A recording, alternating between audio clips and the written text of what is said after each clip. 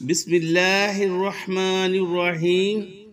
ناظرین، اللہ رب العزت کا لاکھ بار شکر ہے جس ذات نے ہمیں یہ مہینہ نصیب فرمایا اور اس میں عبادت کرنے کی توفیق عطا فرمائی۔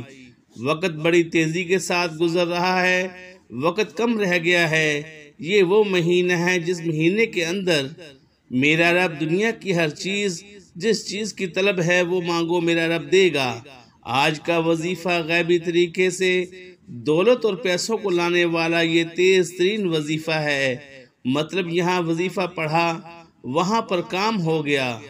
ناظرین، انسان پر جو مصیبت آتی ہے، چاہے بیماری کی صورت میں ہو یا ذہنی یا روحانی اذیت کی شکل میں، چاہے کاروباری پریشانی ہو یا خاندانی لڑائی جھگڑوں کا دکھ اور صدمہ ہو، ہر قسم کی مصیبت اس کے گناہوں کی وجہ سے آتی ہے۔ اس لیے فوراً سچی توبہ کرتے ہوئے اللہ تعالیٰ سے معافی مانگنی چاہیے، کیونکہ اللہ تعالیٰ توبہ کرنے والوں سے محبت کرتا ہے اور اس کی پریشانی اور مصیبتوں کا ازالہ کر کے اسے خوشحال بنا دیتا ہے۔ انسان میں گناہوں اور غلطیوں کی جانب رغبت کا میلان موجود ہے۔ انسان میں نفس امارہ ہر لمحہ اپنے گناہوں میں مبتلا کرنے کی کوشش کرتا رہتا ہے۔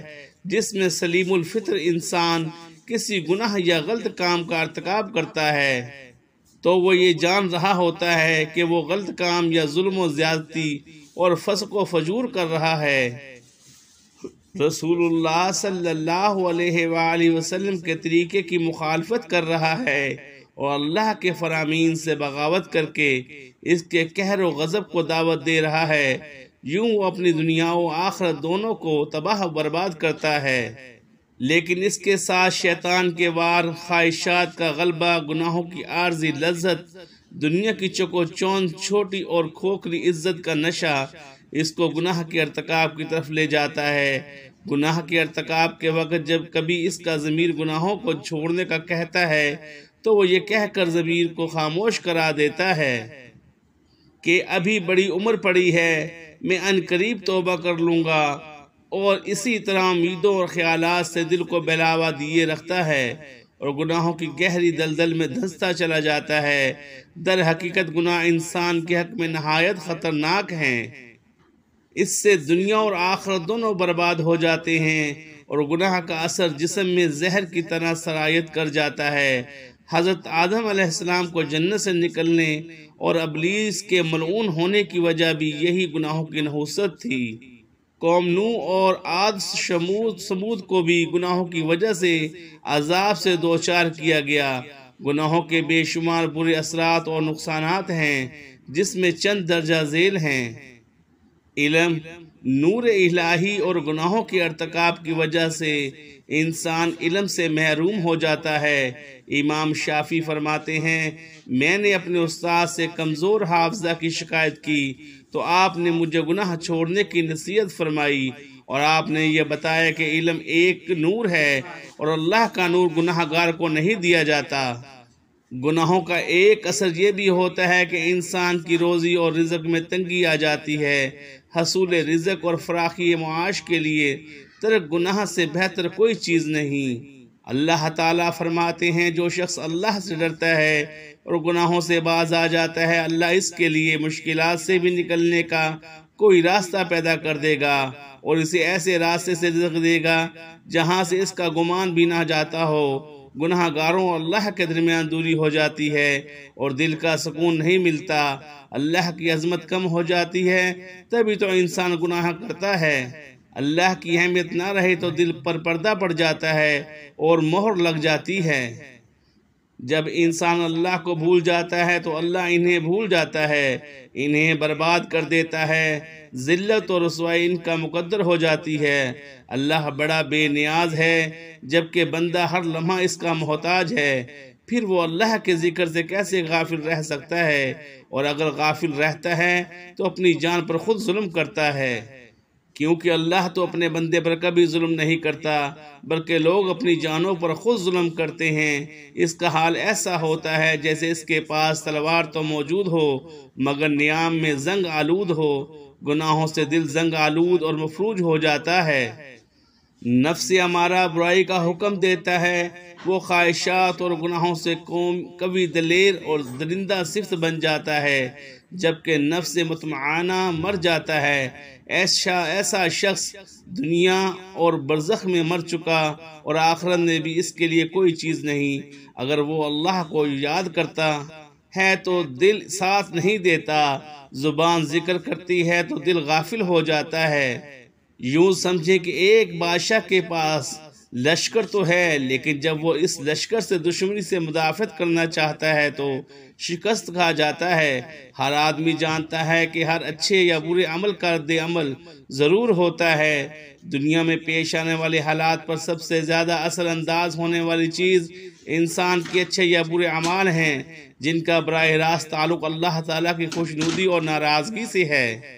کسی واقعے اور حادثے کے طبعی اسباب جنہیں ہم دیکھتے، سنتے اور محسوس کرتے ہیں، وہ کسی اچھے یا برے واقعے کے لیے محض ظاہری سبب کے درجے میں ہیں۔ سادہ لوگ حوادث و آفات کو صرف طبعی اور ظاہری اسباب سے جوڑتے اور پھر اسی اعتبار سے ان کو حوادث سے بچاؤ کی تدابیر کرتے ہیں۔ شرعی تعلیمات کی روشنی میں بحیثیت مسلمان ہمیں یہ اعتقاد رکھنا ضروری ہے کہ یہ سب کچھ اللہ تعالیٰ کے حکم سے ہوتا ہے، جس کا عقل اور حواس خمسہ کے ذریعے ادراک کرنے سے ہم قاصر ہیں۔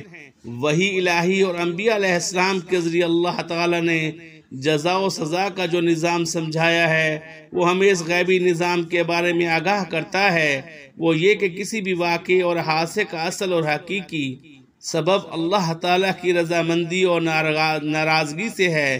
اللہ تعالیٰ نے حالات کو خواہ اچھے ہوں یا برے انسانی اعمال سے جوڑا اور وابستہ فرمایا ہے۔ چنانچہ انسان کے نیک و برے اعمال کی نوعیت کے اعتبار سے احوال مرتب ہوتے ہیں۔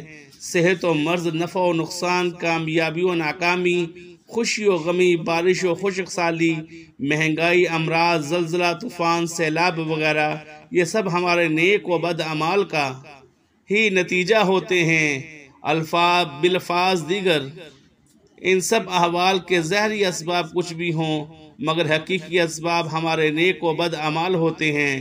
اس طرح کے خوف اور عبرت انگیز واقع انفرادی ہوں یا اجتماعی، دراصل اللہ تعالیٰ کی طرف سے الارم اور تنبیہ ہوتے ہیں، تاکہ انسان اپنے اعمال کا محاسبہ کرے اور کوئی تنبیہ اس کی غفلت اشعار و دل کو جنبش دینے میں کامیاب ہو جائے۔ جب بھی میں کہتا ہوں اے اللہ میرا حال دیکھ، حکم ہوتا ہے اپنا نامہ اعمال دیکھ۔ دنیا میں پیش آمدہ اچھے یا برے واقعات سے حاصل ہونے والا انسانی تجربہ بھی اسی پر شاہد ہے کہ ہمارے سارے لوگ اور قوموں پر اللہ تعالیٰ کی نافرمانی کی وجہ سے دنیا میں ہی مختلف قسم کے عذاب آئے ہیں۔ مثلا کوئی مسخ کیا گیا، کوئی زمین میں دھنسایا گیا، کوئی دریا میں غرق کیا گیا، کوئی طوفان کی نظر ہوا، اور ان تباہ شدہ اقوام کی بستیوں کے کھنڈرات آج بھی اس حقیقت پر مبنی ہیں۔ اللہ تعالیٰ نے قرآن مجید اور حضور صلی اللہ علیہ وآلہ وسلم نے احادیث مبارکہ میں اعمال کے حسب نوعیت تاثرات کو جیسی کرنی ویسی بھرنی کے مختلف پہلو اور طریقوں سے بیان فرمایا ہے۔ امت کو بدعمالیوں کے برے نتائج سے آگاہ فرما کر اعمال کی اصلاح کا حکم دیا ہے۔ چنانچہ کچھ غلطیاں ہوتی ہیں جو رزق کم کرنے کا باعث بنتی ہیں اور وہ ان مشکلات کا شکار رہتے ہیں، تو آج ہم آپ کو ایسی چیزوں کے بارے میں بتانے والے ہیں کہ وہ کون سی عام غلطیاں ہیں جو ہمارے رزق میں مشکلات پیدا کر دیتی ہیں اور اللہ تعالی ہمارا رزق تنگ کر دیتا ہے۔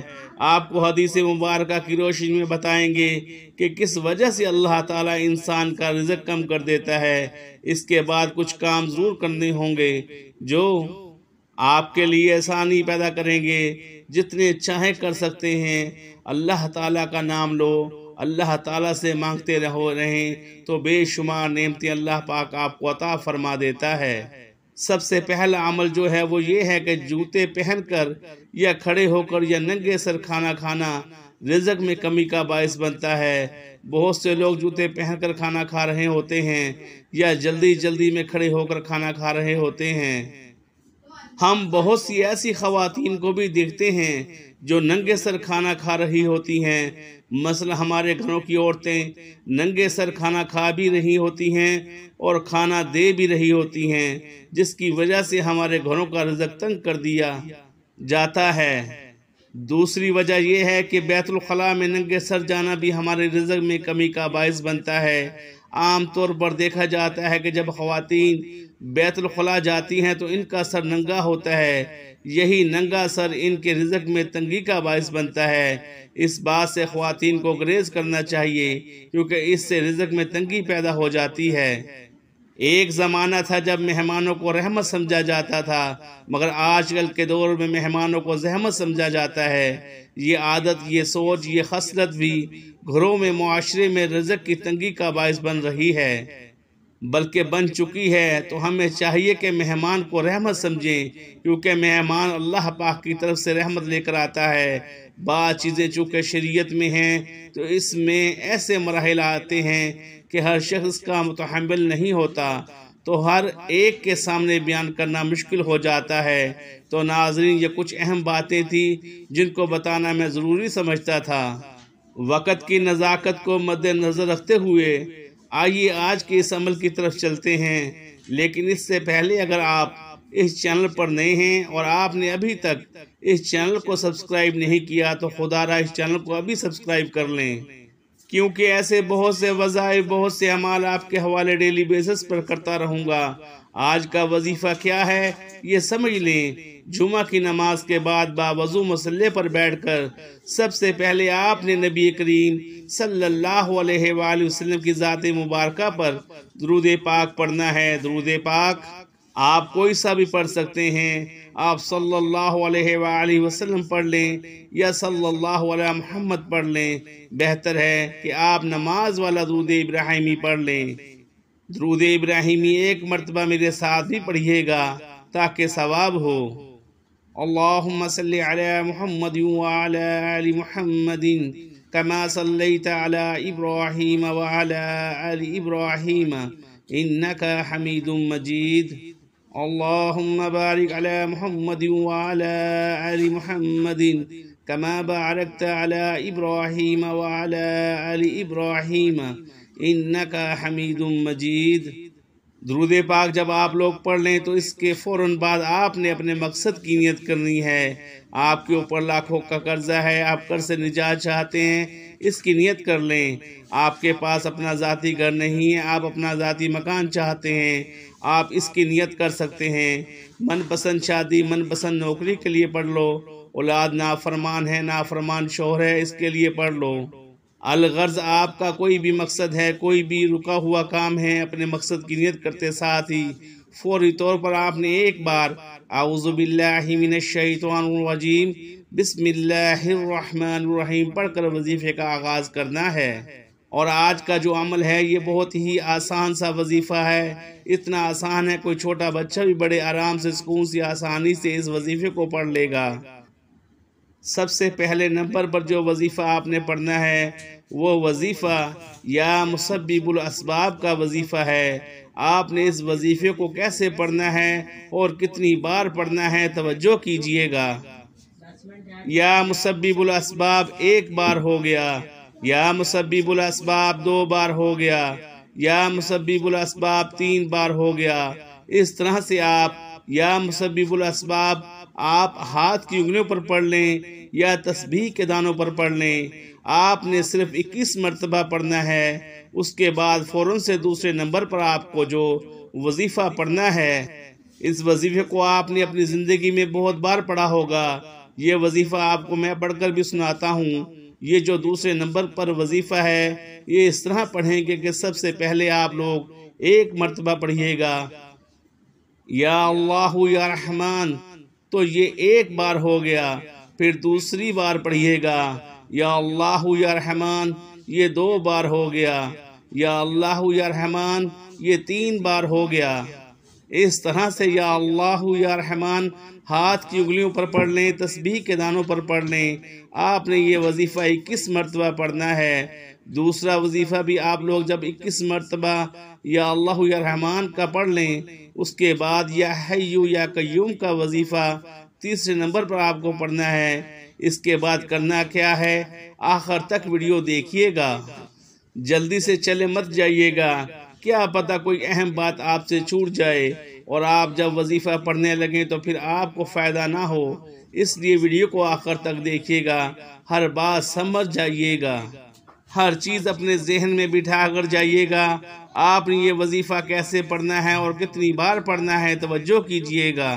یا حی یا قیوم 1 بار ہو گیا، یا حی یا قیوم 2 بار ہو گیا، یا حی یا قیوم 3 بار ہو گیا۔ یہ وظیفہ یا حی یا قیوم کا آپ لوگ سیدھے ہاتھ پر پڑھ لیں، تسبیح کے دانوں پر پڑھ لیں، اور یہ وظیفہ آپ نے 33 مرتبہ پڑھنا ہے۔ اس کے بعد آپ نے سورہ کوثر پڑھنی ہے۔ سورۃ کوثر کی تلاوت سماعت فرما لیں۔ بسم اللہ الرحمن الرحیم، انا اعطیناک الکوثر فصل لربک وانحر ان شانئک هو الابتر۔ سورۃ کوثر آپ نے صرف 7 بار پڑھنی ہے۔ یہ سارے اعمال بتائے گئے طریقے اور ترتیب سے پڑھنے کے بعد آخر میں اس کے بعد فوراً آپ لوگ 1 مرتبہ درود پاک پڑھ لیجئے گا۔ جو درود پاک آپ نے شروع میں پڑھا تھا وہی درود پاک آخر میں پڑھیے گا، اور اس کے بعد آپ نے دعا کرنی ہے، کوئی واسطہ ڈھونڈے بغیر براہ راست اللہ سے اپنی حاجات اور اپنے مقاصد کو پورا کرنے کے لیے دعا کرنی ہے۔ انشاءاللہ اللہ پاک ضرور کرم فرمائیں گے۔ دعا ہے کہ رب کریم میرا سنانا اور آپ کا سننا اپنی پاک بارگاہ الہی میں قبول و منظور فرمائے، آمین۔ تمام ناظرین سے گزارش ہے کہ اللہ تعالیٰ کے 99 ناموں میں سے کوئی ایک نام کومنٹ سیکشن میں ضرور شیئر کریں۔ اللہ تعالیٰ ہم سب کا حامی و ناصر ہو، آمین ثم آمین یا رب العالمین۔ السلام علیکم ورحمۃ اللہ وبرکاتہ، جزاک اللہ خیرا۔